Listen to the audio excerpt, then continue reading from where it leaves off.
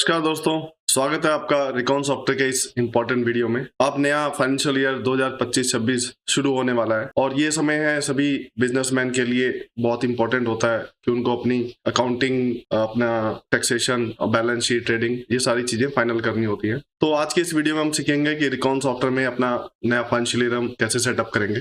New financial year create करने के लिए सबसे पहले आप सॉफ्टवेयर में अपने एडमिन यूजर से लॉगिन करेंगे सर्वर पे एंड ये इंश्योर कर लें कि जितने भी यूजर्स हमारे लैन पे वर्किंग कर रहे हैं वो सभी हमें क्लोज कर देना है सॉफ्टवेयर, उनको लॉग आउट करा दीजिए। स्टार्ट करने से पहले कुछ इंपॉर्टेंट चीजें हैं जो मैं आपसे डिस्कस करना चाहता हूँ। ये सभी चीजें आप एक बार पहले चेक कर लें अपने सॉफ्टवेयर के अंदर कि जैसे हमें नियर एक्सपायरी स्टॉक है वो हमें चेक करना है कि हम ट्रांसफर करने से पहले जो भी मेरा नियर एक्सपायरी स्टॉक है उसको हम नॉन सेलेबल गोडाउन में ट्रांसफर कर रहे हैं। तो उसके लिए हम जाएंगे यहाँ पर स्टॉक रिपोर्ट में नियर एक्सपायरी, यहाँ पर आप ऑल अवेलेबल सारी कंपनियों का देख लेंगे और नेक्स्ट कितने डेज का हमें नियर एक्सपायरी स्टॉक चाहिए वो हम यहाँ पे सिलेक्ट कर सकते हैं। जैसे आप प्रोसेस करते हैं आपके सामने ये रिपोर्ट आपके सामने आ जाएगी जिसमें आपको सारे बैच नंबर वगैरह आपको सारे लिखे हुए हैं। यहाँ पर इस रिपोर्ट को आपको प्रिंट करना है तो आप यहाँ पर ऑल्ट पी का यूज करेंगे। स्टेटमेंट हम प्रिंट करते हैं और हमें ये अल्फाबेटिक चाहिए या कंपनी के हिसाब से चाहिए वो आप चूज करेंगे एंड ये पैरामीटर्स हैं। जैसे आप प्रोसेस करते हैं तो आपसे पूछिएगा वो स्क्रीन पे या एक्सेल पे चाहिए। तो अगर हम एक्सेल यहाँ पर चूज करते हैं हमें कैसे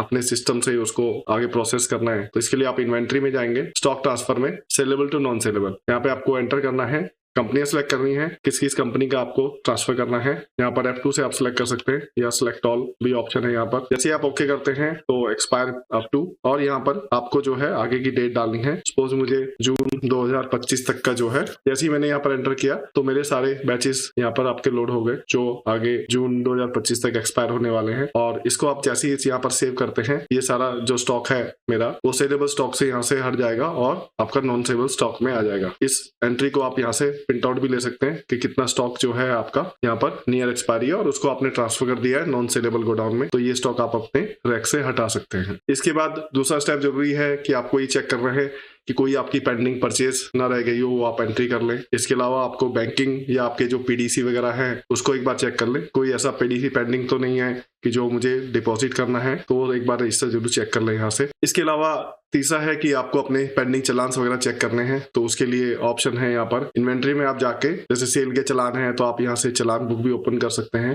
एंड रिटर्न के हैं तो रिटर्न के अंदर भी ऑप्शन दिया हुआ है रिटर्न चलान बुक। इसी तरह परचेज के कोई चलान वगैरह पेंडिंग है तो आप परचेज चलान बुक वगैरह यहाँ से देख सकते हैं। और एक ऑप्शन यहाँ पर है कि जैसे यहाँ पर चलान टू बिल का ऑप्शन है तो इस ऑप्शन के थ्रू भी आप चेक कर सकते हैं। जैसे मैं यहाँ पर क्लिक करता हूँ तो आपके सामने ये सेटिंग है, अगर आपको रिटर्न के चलान भी देखने हैं तो गुड्स रिटर्न यहाँ पर आप टिक कर सकते हैं, एक्सपायरी टिक कर सकते हैं। जैसे ही आप रीड बटन पे क्लिक करते हैं तो जितने पेंडिंग चलान हो गए आपके सामने यहाँ पर शो हो जाते हैं। यदि ये चलान आपको बिल में कन्वर्ट करने हैं तो आप यहाँ पर सिलेक्ट भी कर सकते हैं one by one, space bar से आप सिलेक्ट करेंगे, या ऑल करने हैं तो ऑल करने के बाद। और अगर इन सभी चलान का अगर हमें इनवॉइस क्रिएट करना है तो नीचे बटन दिया हुआ है मेक इनवॉइस का, जैसे आप इस पे क्लिक करते हैं तो ये सारे जो चलान है वो इनवॉइस में कन्वर्ट हो जाएंगे, क्योंकि जो भी हमने एंट्री चलान में एंटर कर रखी है वो हम अगले फाइनेंशियल ईयर में नहीं लेके जाने वाले, क्योंकि जैसे ही अगर हम इसको अगले फाइनेंशियल ईयर में ले जाएंगे तो हमारी जो स्टॉक की ट्रांजेक्शन है वो भी हमारी नेक्स्ट ईयर में ट्रांसफर हो जाएगी। तो ये जरूरी चीजें हैं जो हमें चेक करनी है। इसके अलावा जो आपका स्टॉक कैसे आपको एडजस्ट करना है उसके लिए मैंने एक वीडियो भी बना रखा है, तो स्टॉक एडजस्टमेंट का वो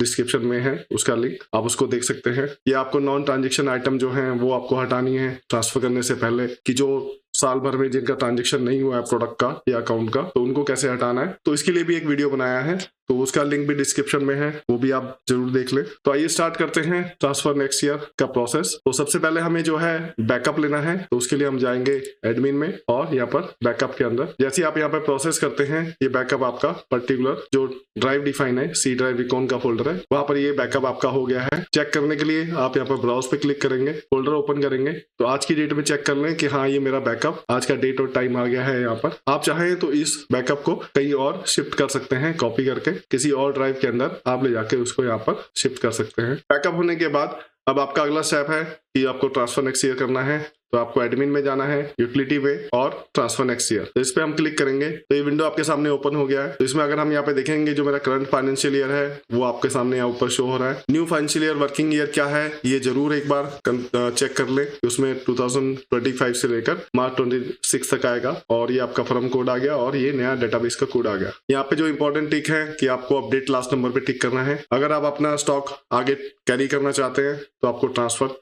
स्टॉक बैलेंस पे करना है, और अगर आपको स्टॉक ट्रांसफर नहीं करना है तो इस ऑप्शन को आप यहाँ से हटा देंगे। सेम इसी तरह से ही ट्रांसफर अकाउंट बैलेंस है, तो ये हमारे जो अकाउंट्स के बैलेंसेज हैं वो हमें आगे कैरी करने हैं, तो आपका ट्रांसफर अकाउंट बैलेंस पे टिक रहेगा और साथ ही साथ आउटस्टैंडिंग पे भी टिक रहेगा। अगर हमें आउटस्टैंडिंग रिकॉर्ड्स और अकाउंट्स नहीं ले जाने आगे तो ये 2 टिक आप हटा देंगे। इसके बाद जो हमारे गोडाउन के बैलेंसेज हैं, अगर आप मल्टीपल गोडाउन सेलेक्ट करते हैं तो आप बाय डिफॉल्ट टिक कर दीजिए। अगर गोडाउन होगा भी तो भी वो ट्रांसफर हो जाएगा आगे। और ये हमारे मास्टर्स हैं, जो हमारे इन्वेंट्री या अकाउंटिंग या अदर यूजर्स ही मास्टर है, ये आपके टिक रहेंगे। इसके अलावा हमें हिस्ट्री ट्रांसफर करनी है आगे, तो हम यहाँ पर क्लिक करेंगे। तो यहाँ पर अगर हमें पीडीसी है जो हमारे पोस्ट डीडी चेक है वो ट्रांसफर करने या नहीं करने, तो वो ऑप्शन यहाँ से है। एक बार अगर आपके पीडीसी ट्रांसफर हो गए नेक्स्ट ईयर में, तो आप बैक ईयर में फिर आप उस पर काम नहीं कर सकते। तो पीडीसी जो है वो बाद में भी ट्रांसफर कर सकते हैं। अगर आपके कोई एंट्री पेंडिंग रह गई है अकाउंटिंग की, पीडीसी पोस्टिंग करनी है बैक ईयर में, तो आप इस पे टिक नहीं करेंगे, क्योंकि एक बार अगर पीडीसी जो चेक्स है आगे ट्रांसफर हो गए तो रिवर्स बैक ईयर में नहीं आएंगे। तो इस चीज का आपको खास ध्यान रखना है। इसके अलावा बाकी चीजें हैं कि जैसे पेंडिंग चलान है, ये चीजें हैं, तो मैंने जैसे पहले ही कहा था कि चलान वगैरह हम आगे ट्रांसफर नहीं करते हैं। अगर फिर भी इन द केस किसी वजह से आपको ट्रांसफर करने हैं तो ये ऑप्शन आप चूज कर सकते हैं। तो जो पेंडिंग चलान हैं वो भी आपके नेक्स्ट ईयर में ट्रांसफर हो जाएंगे। सेम इसी तरह ही आपका पेंडिंग परचेज ऑर्डर या सेल ऑर्डर्स हैं। तो ये सारे टिक होने के बाद जैसे ही आप यहाँ पर प्रोसेस करते हैं तो ये ट्रांसफर का प्रोसेस स्टार्ट हो गया है। विद इन मिनट के अंदर आपको यहाँ पर ये जो है नया फाइनेंशियल ईयर क्रिएट हो जाएगा। यदि आपकी कोई क्वेरी है या कोई एरर आती है तो आप हमें कमेंट कर सकते हैं, और साथ ही साथ आप हमें कॉल भी कर सकते हैं हमारे हेल्पलाइन नंबर पे। प्रोसेस कंप्लीट होते ही मैसेज आपके सामने आ जाएगा, आपको ओके पे क्लिक करना है। सॉफ्टवेयर बैकअप के लिए पूछेगा, यस करने के बाद आप देखेंगे कि यहाँ पर आपका न्यू फाइनेंशियल ईयर क्रिएट हो गया है। अब हमें नए फाइनेंशियल ईयर में लॉग इन कर लेना है। यहाँ से न्यू फाइनेंशियल ईयर में हमने लॉग इन कर लिया है, तो आप देखेंगे कि यहाँ पर ऊपर नया डेटाबेस आ गया है हमारे पास, और यहाँ पर ये फाइनेंशियल पीरियड शो कर रहा है। तो सबसे पहले हमें डेटाबेस को ट्यून करना है। उसके लिए हम जाएंगे एडमिन में, यहाँ पर कॉन्फ़िगरेशन के अंदर एंड ट्यून डेटाबेस। जैसे ही आप इस पे क्लिक करते हैं विंडो आपके सामने ओपन हो जाएगा। तो आपको सारे ऑप्शन यहाँ पर टिक कर लेने हैं और प्रोसेस स्टार्ट कर देना है। नए साल में ट्यून डेटाबेस करना कंपलसरी है, क्योंकि ये आपके डेटा को पूरा ऑप्टिमाइज कर देगा। एंड इसके प्रोसेस कंप्लीट होने के बाद ही आप न्यू ईयर में लॉग इन करके, जैसे ये प्रोसेस कंप्लीट होगा आपको ओके बटन में क्लिक करना है, सॉफ्टवेयर ऑटो लॉग आउट हो जाएगा, फिर से आपको लॉग इन करना है। लॉग इन हो गया, अब आप नया साल में लॉग इन है और नया वर्किंग स्टार्ट कर सकते हैं। इसके अलावा जो है स्टार्ट करने से पहले अगर आपका जो बिल नंबर है या बिल की जो सीरीज है वो आप एक बार जरूर चेक कर लें यहाँ पर F4 करके, कि उसका जो नंबर है वो आपका जो है 1 से स्टार्ट हुआ है या नहीं हुआ है। ठीक है। इसके अलावा जो है कुछ लोग इनवॉइस नंबर में अपना फ्लैग जैसे फाइनेंशियल ईयर ऐड करके रखते हैं 24, 25, तो अभी उनको यहाँ पर 25 और 26 ऐड करना है, तो वो एक सेटिंग यहाँ पर कर ले। तो उनके जो है फ्लैग चेंज करने के लिए एडमिन में जाना है और सीरीज मास्टर में। तो यहाँ पर जाने के बाद जैसे ही आप ओपन करेंगे तो जो भी सीरीज आप यूज करते हैं उसको आप ओपन कर लेंगे। ओपन करने के बाद ये आपका जो फ्लैग दिया हुआ है यहाँ पर आप वो जो है अपना फाइनेंशियल ईयर अपना चेंज कर सकते हैं। वो फ्लैग यहाँ पर आप जरूर चेंज करें, जैसे सेल के अंदर हमने यहाँ पे चेंज किया है। इसी तरह फर्म वाइज डिटेल में भी जाकर यहाँ पर भी आप अपना सेल के अंदर वो फ्लैग जो है अपना चेंज कर लें, और ये सेव करने के बाद फिर से आप चेक करेंगे कि हाँ मेरा जो फ्लैग है वो बिल के अंदर यहाँ पर नया फ्लैग आ गया है या नहीं आ गया है। तो उसके बाद ही आप अपना एंट्री स्टार्ट करें। इसके अलावा आप चाहें तो न्यू ईयर में अपना स्टॉक जो है फिर से चेक कर सकते हैं और अपना लास्ट ईयर से उसका वैल्यूएशन कंपेयर कर सकते हैं। तो इस तरह से बड़ी आसानी से हमने जो है नया साल क्रिएट कर लिया है। अगर कोई आपको इश्यू आता है या कोई भी प्रॉब्लम आती है तो आप हमें कमेंट करें या हमारी सपोर्ट टीम से संपर्क करें। कांग्रेचुलेशन, आपका नया फाइनेंशियल ईयर स्टार्ट हो गया है। अगर आपको ये वीडियो पसंद आया हो तो लाइक, कमेंट, शेयर करना ना भूलें। साथ ही और ऐसे वीडियो के लिए हमारे चैनल को सब्सक्राइब करें और नोटिफिकेशन बेल को दबाएं, ताकि हमारे आने वाले नए वीडियो की जानकारी आपको मिलती रहे। धन्यवाद।